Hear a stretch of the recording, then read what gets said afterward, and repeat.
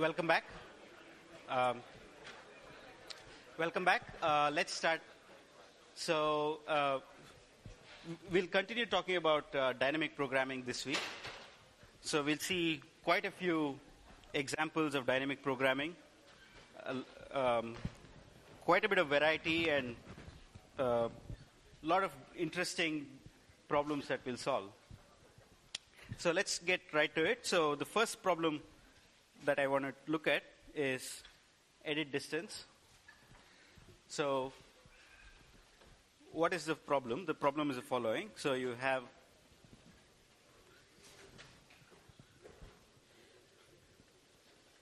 your input is two strings.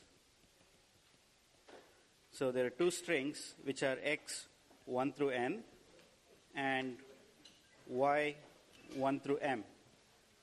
Okay, so this could be just the following strings.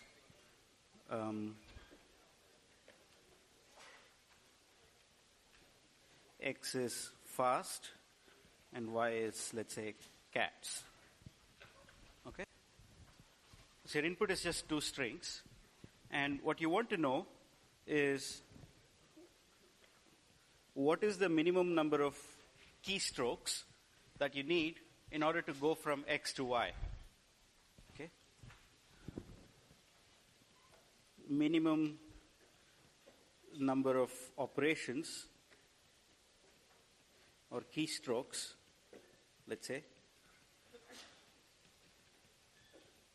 to edit x into y. Okay, so what do I mean? So let's, this needs a definition. So I need to say what kind of operations are allowed with keystrokes. So let me just pick a few here. So firstly, you could delete a character, right? What are operations? Well, you could delete characters.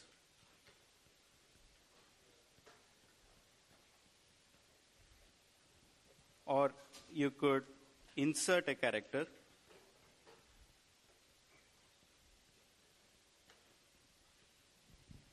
Okay? Or you could replace a substitute, let's say, one character with another.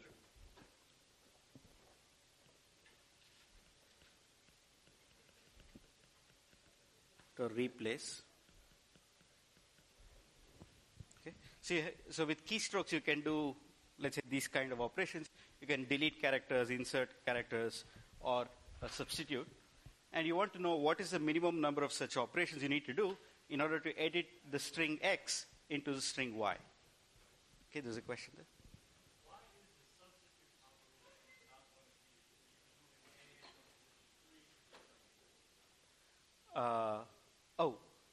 to be Could you repeat the question?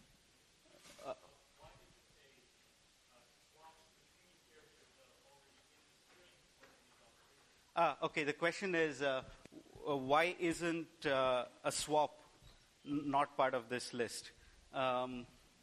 We could add it to the list. It won't change much for our algorithm design. But for now, we'll just stick with these three. And you'll see later that, we can actually modify the algorithm to do other things. Okay? But let me show, for instance, what's happening here. So suppose your input is x is fast and y is cats. Okay, so let's see how you can edit fast into cats. Right? So one thing you could do is, right, you want to go from fast to cats. You could delete F, A, S, T. These are 4 deletions. And then you could insert C, A, T, S. So you can do 4 deletions and then 4 insertions. Okay. So in all, this is 8 operations. Right? This is 8 operations.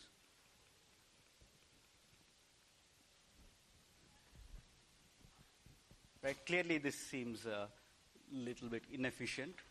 Let's try something else. So you could delete the F, insert a C, and then keep the A as is, then insert a T, keep the S as is, then delete the final T. Okay. So what are the operations that I did here? There was a deletion. These are deletions.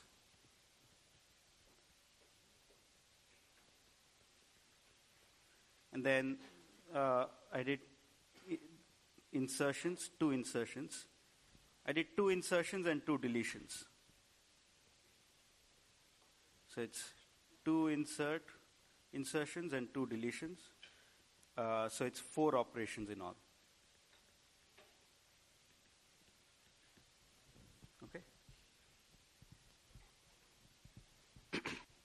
Does that make sense? Could you do something better here? Yeah. Right. Yeah. So the way I've set it up, I should, in fact, I shouldn't delete F and insert a C. What I should do is to replace F with a C. So if I substitute F by a C, and then keep the A, insert T, keep S, and delete a T, I think that's 3 operations instead of 4. Okay. So in general, so you are given 2 strings, and what you want to know is the smallest number of operations that you need to do in order to go from one string to another. Okay. So that's the problem. Does it make sense? Any questions on this? Is the problem definition clear? Okay. Right. So now what we'll do is we'll just design an algorithm for this problem. Okay. And we will use dynamic programming to design an algorithm. You could try to figure out greedy strategies to solve this problem. I'll let you think about it, but it's really quickly you'll figure out that it's very tricky to come up with any reasonable greedy strategy here. I mean, the main difficulty being that somehow as you delete characters, things start shifting to the left and right, and different parts of the 2 strings can be aligned in different ways in order to, reduce the number of edits, right? So, so it's subtle to set up a greedy strategy, and it's pretty much impossible. Okay, so now we'll set up a dynamic programming algorithm for this. So again, so when you start to design a dynamic programming algorithm, the first thing to do is you have to define your subproblems. So let's see what we want to do. So so basically, we want to edit one string into another. And as I was describing the problem, I have set up a reasonable notation to talk about the sequence of edits, right? If I have 2 strings, in this case fast cats, a notation to say what's happening with how the edit sequence works is to really write down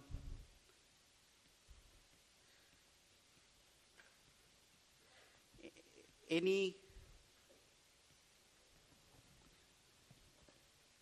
edit sequence is represented by some arrangement of letters like this. Every edit sequence is represented by some sequence of edits like this, some alignment of letters like this. And in particular, there are sort of 4 things that can happen. If you have an insertion, it should look like an empty and a character, right? This is an insertion. A deletion will be a character followed by something empty, and a substitution is 2 different characters A and B. And let's call, the fourth other case that can happen is a good case, which let me call it the carryover. Carryover is when you have a character in the first string that you sort of use in the second string. You want to have as many carryovers as possible, sort of you're reusing much of the original string. So these are the four kinds of things that can happen in your edit sequence, and every edit sequence looks like some concatenation of these four things, where the top row is the first word and the bottom row is the second word. Okay? Does that make sense? This aspect of it is not about dynamic programming, and we're just trying to understand how to represent this complicated sequence of things that can happen as you edit. Right? A priori, you would imagine that, okay, I have this string, now I'm going to delete characters, things will shift to the left, and now I'm going to insert characters, things will shift to the right. So it's a complicated sequence of things happening with shifting left and right and so on and so forth. But in essence, you can write down every edit sequence in terms of these four things, and with the, cleanly like as so, where the first row is the first word and the second row is the second word. And this clearly tells you how the first word was edited into the second word. Okay? Any questions on this? This is just, we're sort of understanding the problem a little bit here. So I'm assuming you all trust me that every edit sequence is represented this way. Okay, so now let's start to actually design an algorithm to find the optimal edit sequence. Okay, in order to do that, first I have to define subproblems. So let me start with the new page. Okay, so I want to define subproblems. So to define subproblems, one strategy which I think is kind of useful is to just imagine the optimal edit sequence. Imagine the optimal solution and try to break it up into smaller solutions and see what kind of pieces you get, right? And that will tell you what kind of subproblems you would want. So let's say this is our optimal solution. There are two words. The first word is on top and the second word is on the bottom, and this is the optimal solution. Okay. I just realized that yellow highlighting doesn't work at all, right? I think something's wrong with the way it's connected. Okay. All right. So this is okay. So this is the optimal solution. Now let's try to break it up. You can try to break up the solution in many ways. So let's start from the end, let's say, from the rightmost end. So if you could imagine just looking at the rightmost operation here. It's going to be one of four: insertion, deletion, substitution, carryover. That's good. And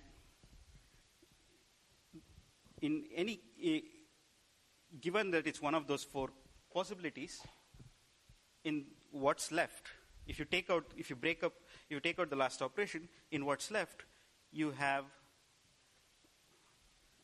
some prefixes of your original string that you need to edit into one into another. So imagine the last one was t, deleting a t. Then you're left with the problem of editing FAS into CATS. Right?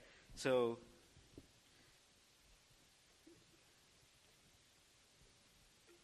and the optimal sequence of edits would use the optimal way of editing FAS into CATS. Okay? So that's good. So as you keep peeling off things from the left, from the right, let's say you peel off more things from the right, let's say a few things, what's left here is some prefix of X, right? You don't know how much of the first word is being used in this part. And then what's some prefix of X, and what's left here is some prefix of Y. Okay? And so you would want to know the optimal way of editing any prefix of x into any prefix of y. Okay, so our subproblem would be the following. So here's a definition of the subproblem.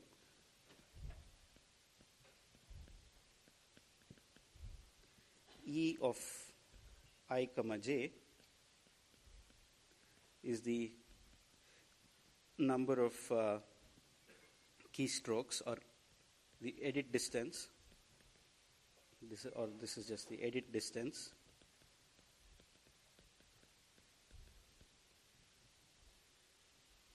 to go from the first I characters of x, that's a prefix of x, to the first j characters of y.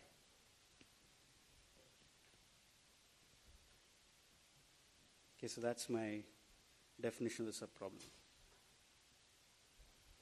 Okay, this is a key thing that's happening. So the edit distance, I've defined a subproblem for every I and j. E of ij is the number of keystrokes to go from x1 through I to y1 through j. And our final answer that we wanted was really just E of m comma n. Right? If I compute E of m comma n, that's the edit distance between the entire string x to the entire string y. Okay? Okay, so that's our subproblem, and we need to write down a recurrence relation for it. Is a question? The question was, would things change if we start breaking up the edit sequence from the left or from the right? If you start breaking the edit sequence from the left, you would have a different set of subproblems, an entirely different set of subproblems where you would be asking for the edit distance between the suffix, the last L characters of x, to the last j characters of y.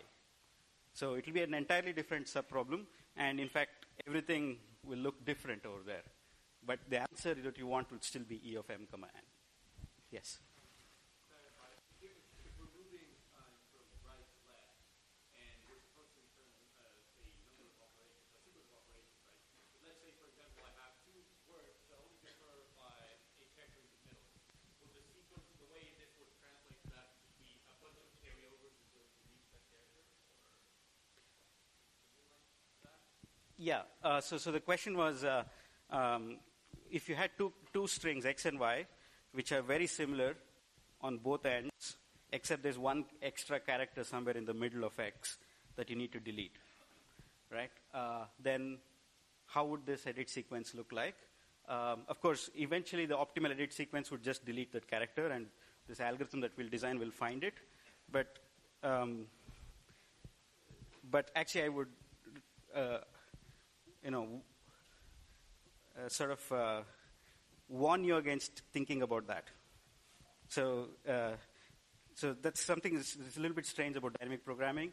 Typically, in the natural algorithm strategy, you'd say, okay, I'll try to find out what's the cleanest way to go from x to y, and think about how the optimal solution would do it. Here, the first two steps of the algorithm design has nothing to do with coming up with an algorithm. It's the first two steps, you're trying to write down a recurrence relation, which is just true, and you don't worry about how it is calculated. It's only in the third step when you want to compute these numbers, you figure out how to calculate these numbers. So in particular, we will not think about how this sequence of edits will be realized for now. We won't think about how these numbers E of ij are manipulated. For now, we want to define this subproblem and write a recurrence relation. Okay? It's a bit counterintuitive, but trust me, it sort of works in many situations. So it's a good thing to sort of do. Right? Okay, so here's a recurrence relation that we want to write. So, we already set up our subproblem so that it works with a recurrence relation. So what is the situation here? So we want to edit x 1 through I to y1 through j. Okay, and we want to know what's the optimal way of doing it. Okay, we want to edit x1 through I to y1 through j, and we want to know optimal way of doing it. Okay, we don't know how the optimal sequence of edits looks like. Okay, but if you look at the optimal sequence of edits, let's say this is the optimal sequence of edits, and let's look at the last operation, here. Okay? Right, so what is the optimal sequence of edits and what's the last operation? Well, the last operation can be one of four things. We already decided it could be an insertion operation. I'll just denote it by this. It could be an insertion. If it was an insertion, then somehow you did one operation, and then you have to, in the rest, you'll have to figure out how to edit the first I characters of x to the j minus 1 characters of y.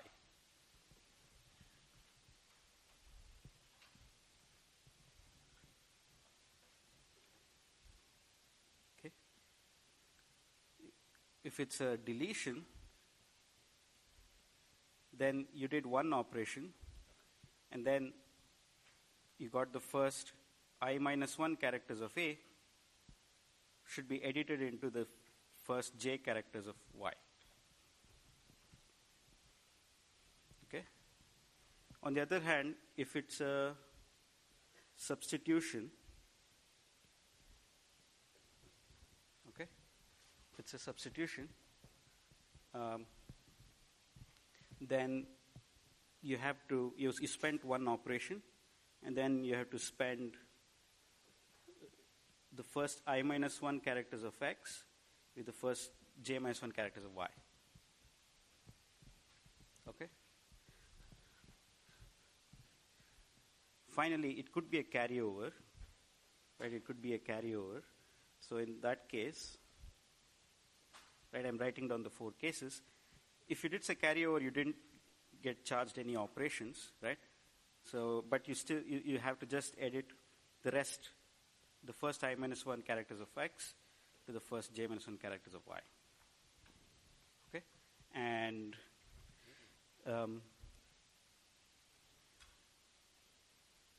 your actual answer, I don't know which of these cases it is, but I know that the optimal one would be the minimum of these four cases, right? It would be the smallest of these four cases.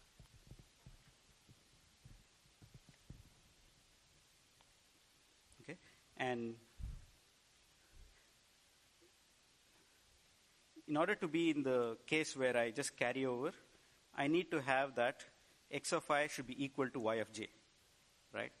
If I have to carry over, I need to have that the last characters are the same. So I'm going to add that constraint here. If x of I equal to y of j, then you can use that. Alternately, if I had to substitute, maybe let's just say you can only substitute if the characters are different. So just for simplicity. So if x of I is not equal to y of j. Okay, so that's the recurrence relation. Any questions so far? Yes.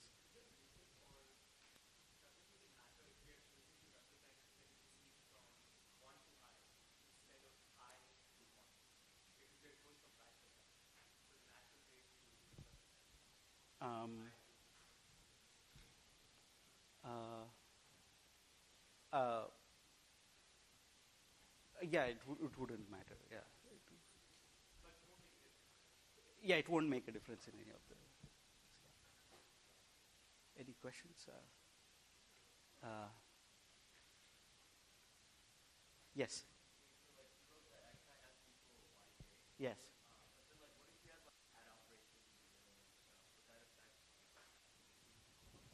What if you had insertion operations? Right. Okay. So the question was, if I said if xi equal to yj, what if you had insertion operations which would let you shift things, right? So we've already decided that every edit sequence is represented by an array like this, right? So we're looking at just the optimal solution of edits, optimal sequence of edits, which looks like this. And if I look at any particular carryover, for instance, how this A was carried over, it was some ith character that went into some jth character of Y. So we do not have to worry about shifts precisely because this representation of the sequence of edits already takes care of the shifts. Yeah. Any other questions?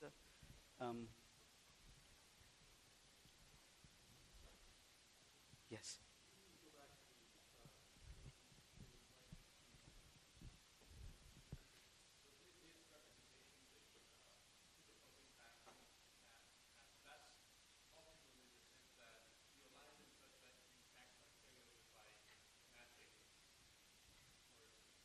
Yes.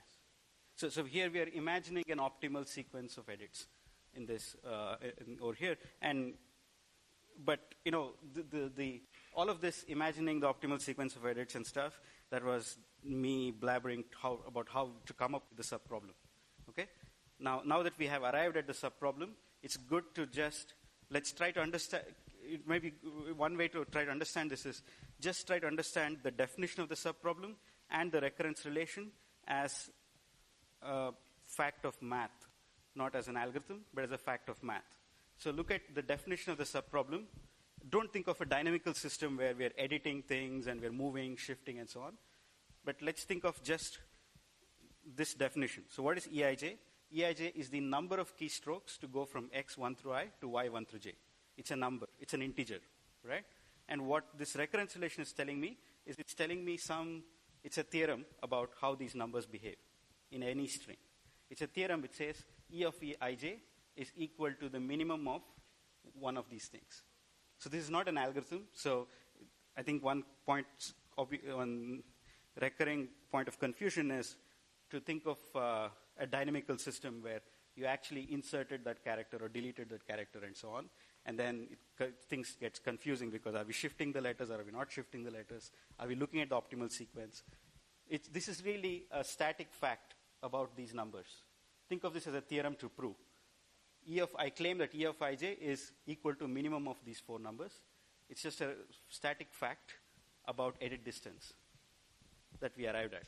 And so all the dynamic algorithm will come in the next step when we try to compute these Eij numbers. As of now, if somebody shows you this subproblem, which is this definition, and shows you this recurrence relation, it's just a theorem of math. And the way you prove it is, of course, if you look at the edit sequence, the last one has to be an insertion. If it's an insertion, then I need to edit I into j minus 1. Or it could be this, or it could be this, or it could be this. There are 4 cases. And of course, the optimal one is going to be the minimum of those 4. That's it. So it's a theorem about Eij, these numbers, and not an algorithm yet. Okay? Okay, now we can use this to write down an algorithm. All right, so now we have these Eij numbers, right? So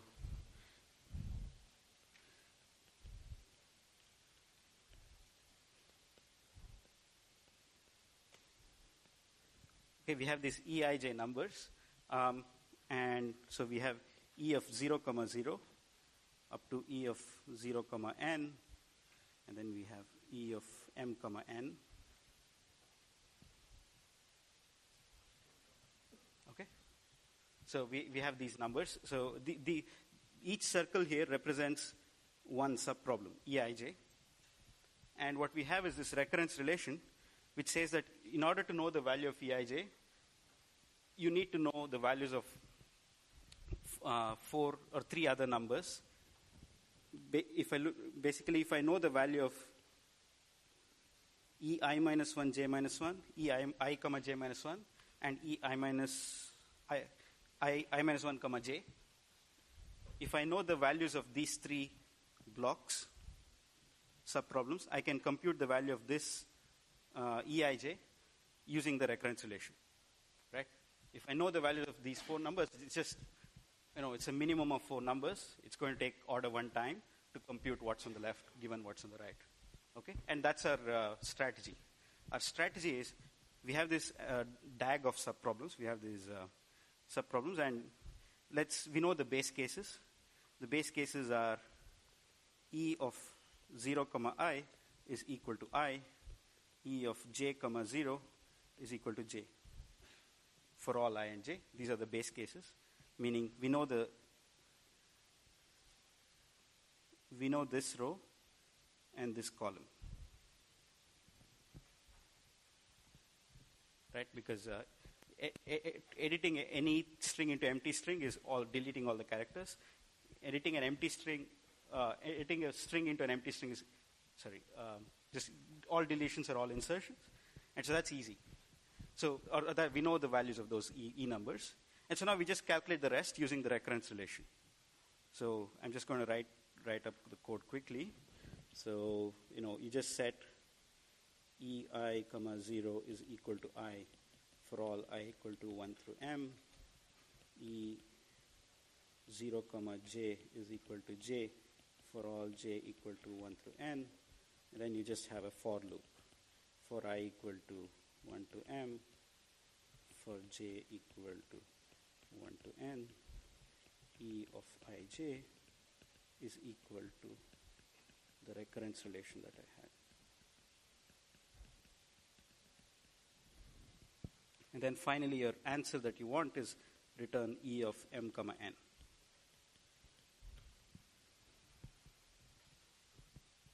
Right, that's the code.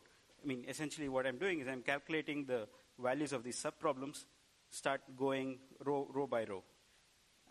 I calculate the bottom row first, and then the next row, and the next row, and so on. And I'm calculating the subproblems in this order. And so whenever I need the value of any subproblem for my recurrence, I already have it. Before calculating EIJ, I've calculated all its 3 neighbors if I do it in this order. So that's the code. Any questions on this? Yes. Yes. So the question was, what's the time complexity of the problem? Well, the number of subproblems is roughly m times n. And if you look at the recurrence, calculating the recurrence for one step takes order 1 time, because you just have to apply the min of 4 possibilities, minimum of 4 numbers. So it's take order 1 time. So the total runtime of this is the total number of subproblems, which is m times n, times the time for each subproblem, which is order 1. So mn is the runtime. So it's quadratic in the length of the strings. Any question?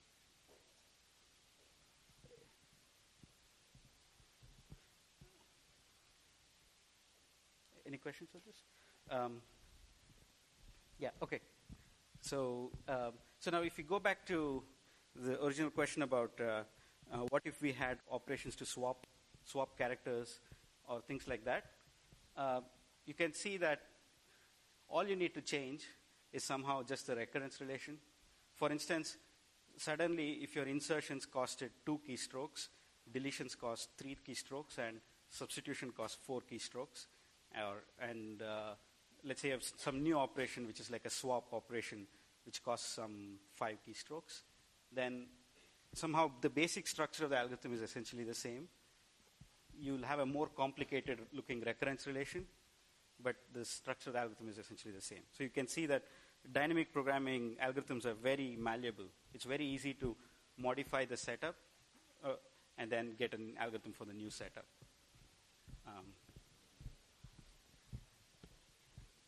Okay, any more questions? Yes.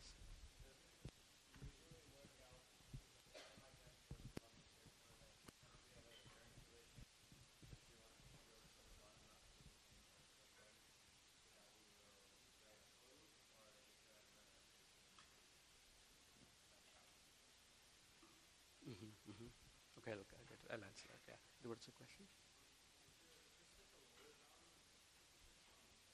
Okay, so so the first question was, does it typically work out that once you have the subproblems, certain for loop can be used, a couple of for loops can be used to solve them in some order, yes, typically you don't need any intelligent traversal of a DAG of subproblems.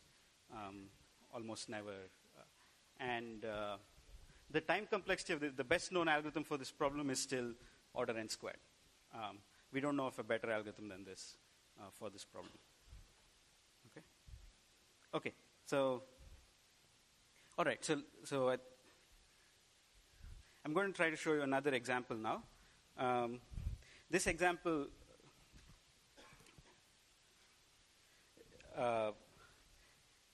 let me say what it is. Let me just call it gambling strategy. Yes. Okay, so here's a situation. So let's say you're in a, let's look at a particular case. So let's say you're in a casino. You're going to play some n equal to, 500 games in a casino, right? And then there are, for each game, there are, let's say, two kinds of games, two kinds of gambles or two kinds of games you can play. So there's game A. I'm just going to say what the game A does. With probability half, you earn $2, and then with probability half, you lose $2. Okay? And then in game B, let's say with probability 2/3, you earn $5, let's say, and then with probability 1/3, you lose $5. Okay, so there are two kinds of games you can play, and you're going to play n of these games. Okay, and you have some goal. At the end of n games, you want to have some amount of money, right? So the goal is maybe, or success, let's say. You want to have some amount of money. So just to illustrate the power of dynamic programming, I'm going to set a very strange goal. Let's say you want to have a prime number of dollars at the end of n games.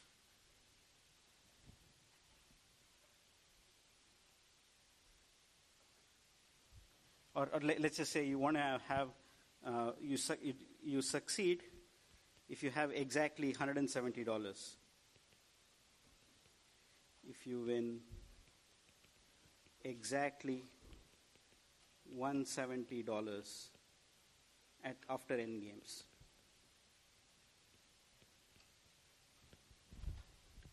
Okay? And what do you want to do? Now you want to compute the optimal strategy to do so. Right? What's your goal? Is to compute the optimal strategy that maximizes the probability of having exactly $170 at the end of n games. Okay?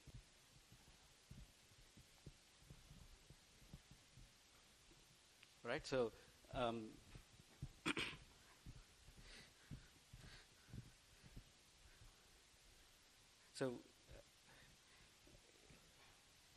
in some sense, you're playing n games. Each time you choose either game A or game B. Right? Let's say you choose game A, and then after you pick game A, you play it, and you win or lose. If you win, you have $2. If you lose, you lost 2. You're at -2. Okay? And depending on where you are whether you won or lose, next you have to pick, should I play game A or game B? So at each point in time, you have some amount of dollars, $M, and you have some number of games left, some L games left, and you have to make a choice whether to play game A or game B. Okay?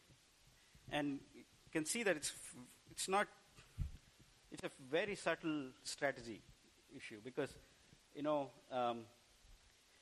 some sense, you want to end up exactly with $170.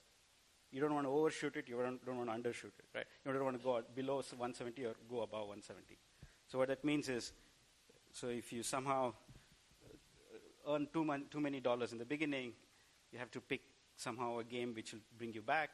If you're earning too little, you have to go up. And so basically, it's a very complicated strategy here.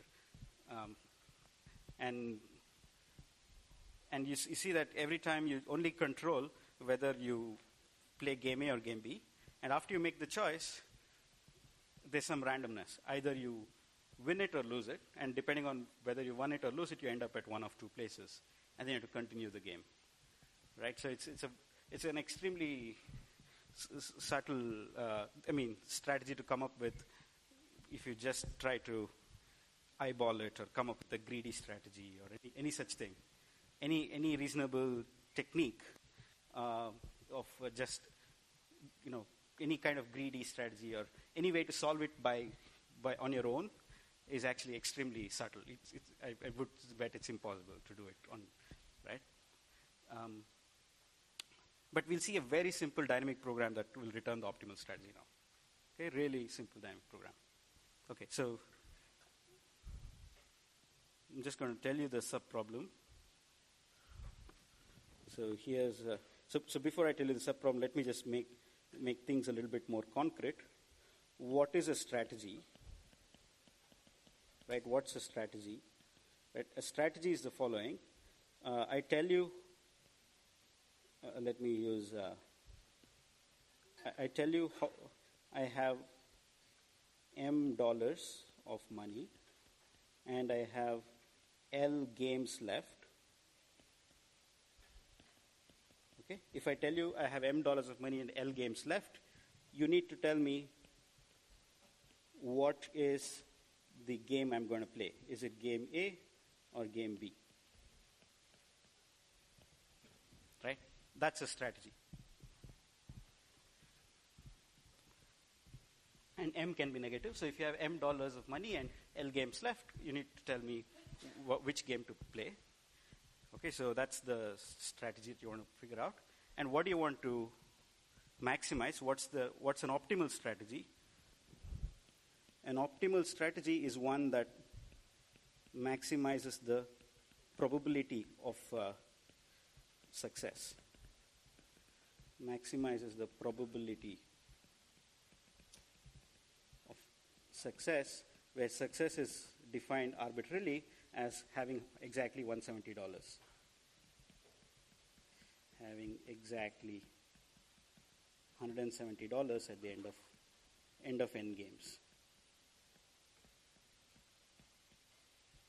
Okay. So that's the goal, and our goal is to compute the optimal strategy. So I'm going to tell you the subproblem. So here's our subproblem. Our subproblem is, let me call it P of M, L. So this is $M, I guess. Money earned, games left. This is the probability of success for optimal strategy, starting with $M and L games left. If I start with $M and the L games left, and I play the rest of the games optimally, in the best possible strategy, what is the probability of success? Okay, that's my subproblem. P of M, L is that. Okay, so in some sense, what we want to figure out is what is P of 0, n. This is essentially our answer, right? This is the probability of success of the optimal strategy if you start with $0 and you have n games left. Okay?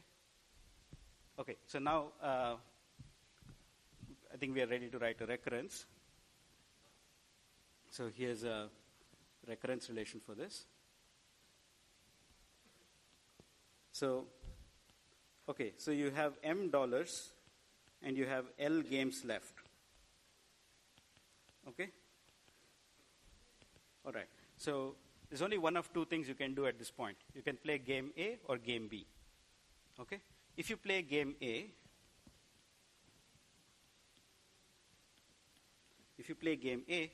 then you know that you win $2 with probability half and lose $2 with probability half. That's what we figured out. I mean, that's the definition. With probability half, you lose $2. With probability half, you win $2. So essentially, with probability half, you would have M plus $2. You'd have $2 more with one fewer game left. Or with probability half, you'd have M minus $2 with one fewer game left. Okay? And if you had M plus $2 with one fewer game left, and you played optimally, the probability of success would be P of M plus 2, L minus 1. That's the definition of P. P of M, L is the probability of success of the optimal strategy. So if there's M plus $2 and L minus 1 games, and you play it optimally, you'd have P of M plus 2, L minus 1 as a probability of success. And similarly, probability of success, if you lose $2, is P of M minus 2, L minus 1. And then that's your... that's what happens if you played game A. And if you played game B, then it's very similar. With probability 2/3, you win $5. So P of M plus 5, L minus 1. Or with probability 1/3, you lose $5. So it's...